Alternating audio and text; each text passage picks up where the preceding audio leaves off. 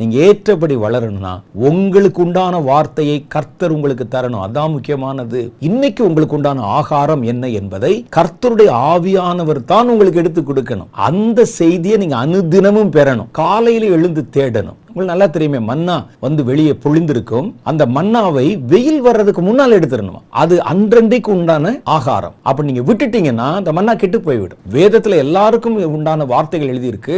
அப்ப எனக்குன்னு கர்த்தர் பிரத்யேகப்படுத்துகிற ஸ்பெஷலா கொடுக்கிற வார்த்தை என்ன என்பதுக்கு தான் நான் காத்திருக்கிறேன். கர்த்தர் எனக்கு அதை காட்டணும், கர்த்தர் எனக்கு அதை பிட்டு கொடுக்கணும். அப்ப அந்த வசனத்தை பெற்றுக்கொண்ட உடனே அடுத்து நம்ம கர்த்தர் ஒரு வார்த்தை காமிக்கிறார். இதான் இன்னைக்கு காலையில உனக்கு உடனே நாம் அதை தியானிக்கும்படி குறித்த ஜாமங்களுக்கு முன்னே என் கண்கள் விழித்துக் கொள்ளும். இயேசு இதைத்தான் நமக்கு கற்பித்து கொடுத்தார். அன்றன்றைக்குரிய எங்கள் ஆகாரத்தை இன்று எங்களுக்கு தாரும். அது ஆவிக்குரிய ஆகாரம். உங்களுக்கு தினம் கர்த்தர் வந்து காலையில வச்சிருக்கிறார், காத்திருக்கிறார். அவருடைய வசனத்தை தியானிக்கணும்.